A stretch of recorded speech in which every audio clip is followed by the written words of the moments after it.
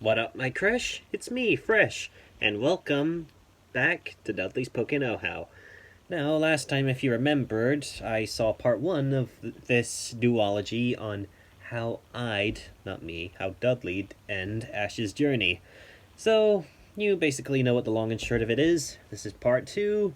So, let's see if there is a happy ending to this supposed prediction. So, let's dive straight on in.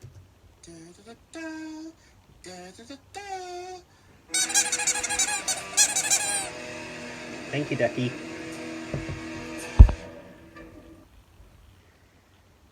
If you would like to leave a question for me to answer in an upcoming episode, then feel free. This gives me more content to discuss as well as making the community bigger. Yep.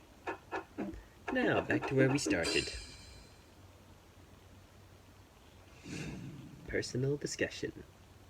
Hello everybody and welcome to episode 45 of Dudley's Pokeknowhow. And in the last episode, we began telling a version of how I might end Ash's anime story if it were up to me. Yeah. And this time, we're finishing that story.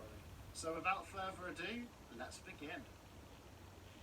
Ash, Clement and Sophocles run down the dimly lit hallway of the Team Rocket labs. They are homing in on Pikachu's location with Clement's device. They reach the doorway to Zega's lab. Domino stands before them, accompanied by 6 rocket grunts. One of them sets off the alarm, and the base goes on high alert. Well, what do we have here? Domino says, smiling. The 3 heroes look at her angrily and nervously. I don't know who you all think you are, but you're not going any further. With one hand, she reveals 2 Team Rocket Pokeballs, and she throws them towards the floor. Out pop a Gothitelle and a Sneasel. Okay. Now, Sneasel was one of my favourite Pokemon, and seeing as it's from Johto, I thought it would be cool to give Domino one, as we've never seen her use a Pokemon before.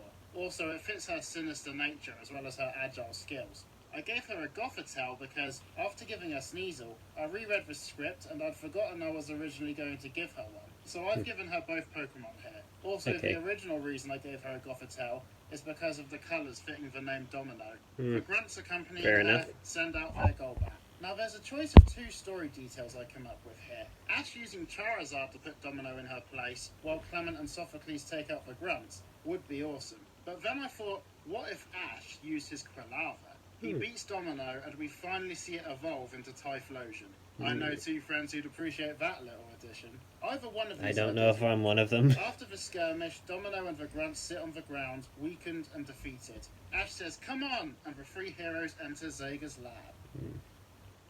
Upon entering the lab, the 3 of them are shocked. There doesn't seem to be anyone here, and it looks like there's been some sort of struggle. They hear something and look around. Behind a table, laid on the floor, is Dr. Zega, groaning. Ash asks Clement what his tracker says. Clement says that the signal is moving again. They see an open door on the other side of the lab. Ash asks if the signal working means that Pikachu is still okay. Clement tells Ash he's sorry, but the signal only tracks Pikachu's DNA, which doesn't confirm if Pikachu is unharmed or not. Ash pulls a worried look for a second, and then frowns. He still has faith that Pikachu is alright. He knows his best friend is tough.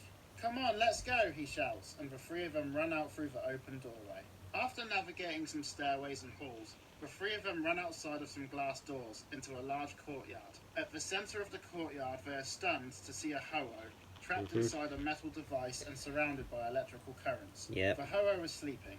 Clement takes a picture and sends it to Bonnie's wristwatch, knowing that by now, more people should be on their way. Ash looks around for any sign of Pikachu, but to no avail. He starts to worry, when suddenly on the other side of the courtyard, a small explosion occurs, followed by a puff of smoke.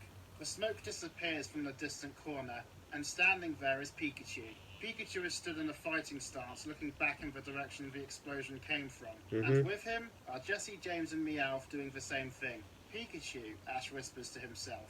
Pikachu turns to look at Ash, Clement and Sophocles. When he sees Ash, a huge smile appears on his face. "Pika-Pee!" Pikachu shouts, and he begins running towards Ash at full speed, emotion swelling in his eyes. As he does this, the Team Rocket trio turn and see Ash and Co as well, and follow Pikachu closely behind. Pikachu jumps into Ash's arms and they hug. Before the trio can reach them, Clement shouts, "Come on, Sophocles, let's deal with these 3," and the 2 of them go into a battle stance. The Team Rocket trio stop in their tracks and make expressions of surprise. Pikachu, upon hearing this, hops out of Ash's arms and stands between the 2 parties. He stretches his arms out, seemingly protecting the trio. Pikachu? Ash says questioningly. Meowth translates while Pikachu and the trio explain.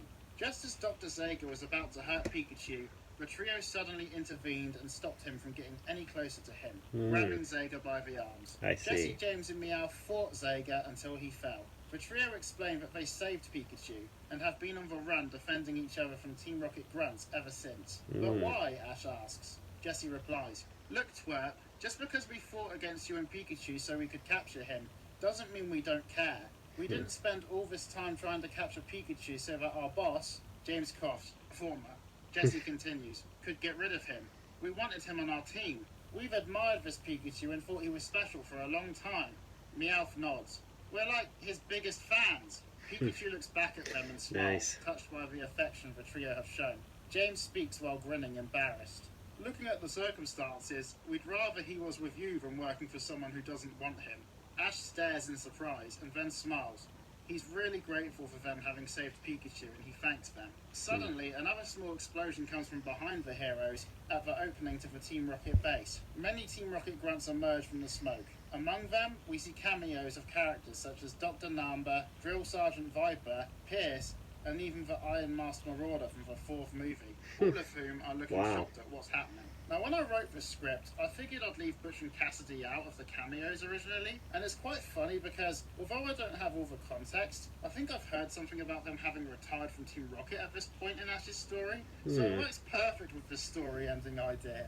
Ash and his friends all stand together, still close to the entrapped Ho-Oh.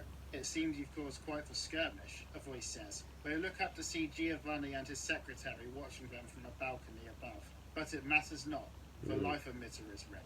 Some of the Team Rocket grunts make a move on the heroes. Ash, Clement and Sophocles hold them off with some of their Pokemon.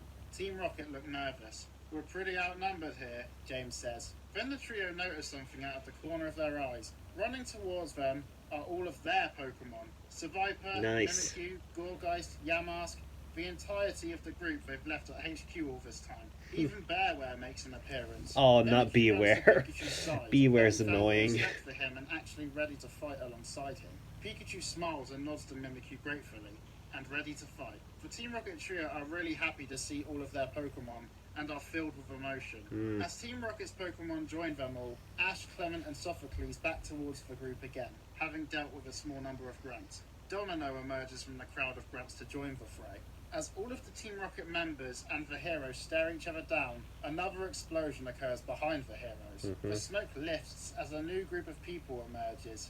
Running towards Ash are Professor Oak, Delia, Gary, Cynthia, and every one of Ash's companions. Misty, Brock, Tracy, May, Max, they're all here. Wow. Side note, I haven't included Giovanni being revealed to Ash as his father in this fictional ending, but if I was to place it somewhere, it would have been here, with Giovanni recognizing Delia. As they all reach Ash and the others, Cynthia shouts to Giovanni, "Stop this! You don't understand the gravity of what you're going to do!" Giovanni continues to smile. "Do explain, Sinnoh Champion. What you've captured here is the Ho-Oh that maintains the balance of the entire world. By keeping it caged, you're preventing it from transforming into Life-Age Ho-Oh." "Life-Age Ho-Oh?" Ash asks. Cynthia continues. "Ho-Oh flies across the globe every year. This Ho-Oh nests in Kanto, but when it takes the form of Life-Age Ho-Oh, its entire body turns the shade of gold. As it makes its journey across the world, it scatters a substance that gives energy to those of the Pokemon species, no matter how big or small, and gives them strength." Ash then has a flashback to episode 1. "That means it's Life-Age Ho-Oh that me and Pikachu saw when I left Pallet on my journey." Professor Oak then speaks up. "If Ho-Oh isn't able to make its journey, then it would be impossible for people and Pokemon to coexist in this world without draining resources. The Pokemon need the energy that is spread through all the plants and waters so that they don't use up the resources that people need to survive. We almost experienced a global disaster when the beast of the sea, Lugia, was threatened. This Ho-Oh is its counterpart." Cynthia says, "It is said that this Ho-Oh has lived for thousands of years," and Professor Oak adds, "and this is why in the Pokedex it says that Ho-Oh brings eternal happiness." Everyone in the heroes' party looks at Cynthia, Professor Oak, and Ho-Oh in awe. "This Ho-Oh is already a day behind on its flight, which will already lead to us seeing the effects," Cynthia says. "Rubbish," Giovanni says, still smiling. "One day means nothing. For any step backward, Team Rocket will improve things and take the world 2 steps forward." The Life Age emitter will see to it that we have control of the world. Start the device, he shouts. As the device containing Ho-Oh springs into life, Ho-Oh's feathers begin to glow repeatedly. Ho-Oh wakes up and starts screeching in distress. While Giovanni looks down at everyone and grins, a light in the sky catches his attention, and he stops smiling.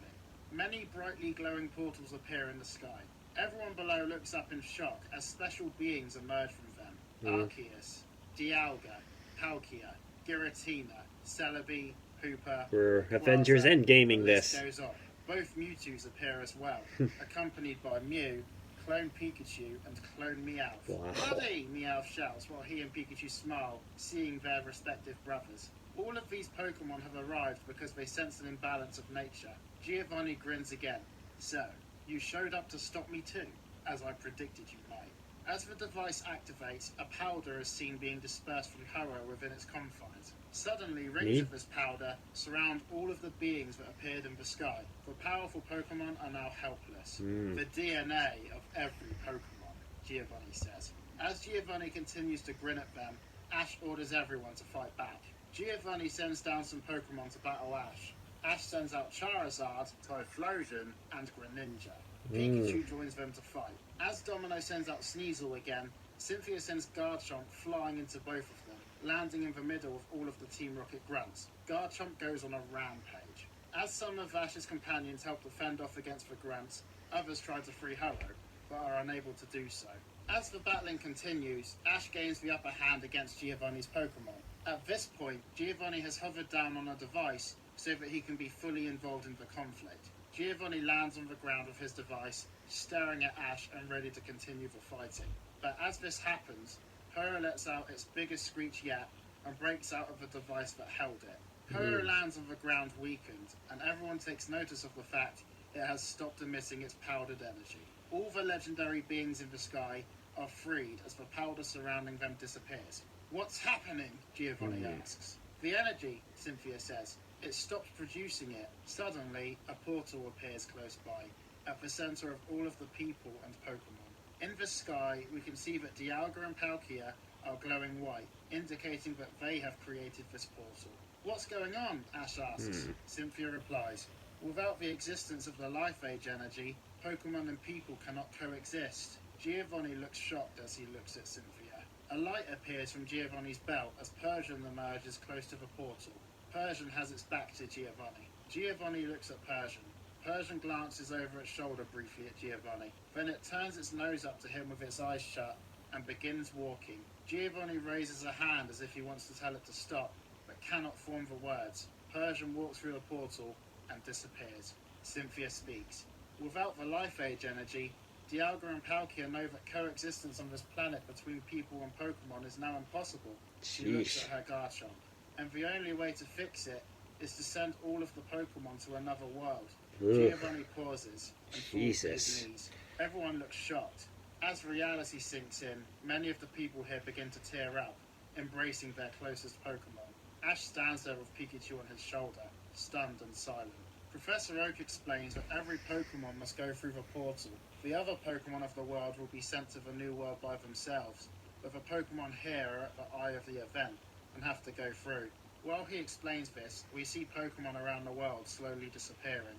Some of the trainers ask the Professor if they can go through the portal as well, but Professor Oak explains that Dialga and Palkia must be working fast and have only made it accessible for Pokemon. We see many heartfelt goodbyes: Lily and Snowy, Sophocles and Togedemaru, Cynthia and Garchomp, Delia and Mr. Mime, Misty and Psyduck.